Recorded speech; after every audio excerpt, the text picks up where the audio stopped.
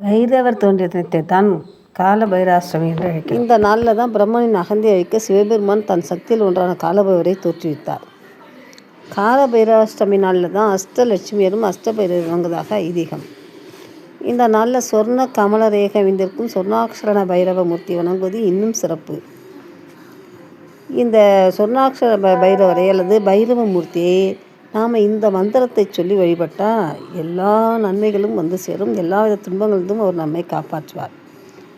அது என்ன மந்திரம் அப்படின்னா, ஓம் திகம்பராய வித்மஹே தீர்க்க திக்ஷ்ணாய தீமஹி தன்னோ பைரவ பிரச்சோதயாத் ஓம் சூலஹஸ்தாய வித்மஹே ஸ்வானாவாஹாய தீமஹி தன்னும் பைரவ பிரச்சோதயாத் அப்படிங்கிற மந்திரத்தை நாம் விரிந்ததும் பக்தி சிரத்தையோடு 27 முறை கூறி வழிபடணும்.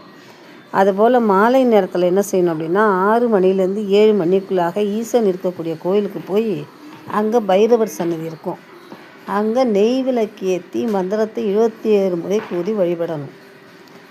குறிப்பாக அந்த மாதிரி வழிபட்டோம்னா நமக்கு சிறந்ததே நடக்கும். அவரை எப்படி வழிபடணும் அப்படின்னா, சிவப்பு நிற வஸ்திரம் அணிவித்து செவ்வரளி மலர்கள் சமர்ப்பித்து செவ்வாழைப்பழம் நைவேத்தியம் வைத்து தேங்காய் அல்லது பூசணிக்காயில் நெய் தீபம் ஏற்றி வழிபாடு செய்யணும். அப்படி செய்யும்போது மனது ஒன்றி நாம் மேற்கூறிய அந்த மந்திரத்தை 21 முறை நாம் மனதிற்குள்ளாகவோ அல்லது வேகமாகவோ சொல்லிக்கொண்டு வழிபாடு செய்யலாம். இப்போ இதனால் என்ன கிடைக்கும் நமக்கு அப்படின்னா, துன்பங்கள் அனைத்தும் நீங்கிடும். எதிரிடமிருந்து அவர் நம்மளை காப்பாற்றுவார்.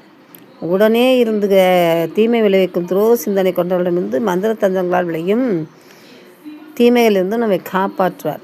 நமது செல்வம் கொள்ளை போய் விடாமலும் வீண் விரையாகாமலும் காப்பாற்றுவார். அவர் வழக்குகளில் வெற்றி தருவார். தீய வழியில் சென்று விடாமல் நம்மை காப்பாற்றுவார். பைரவரை வழிபட்டால் பிரம்மஹத்தி தோஷம் நீங்கும், யமபயம் இருக்காது, திருமண தடை நீங்கும், சந்தான பாக்கியம் கிடைக்கும். பைரவமூர்த்தி சனியின் குரு.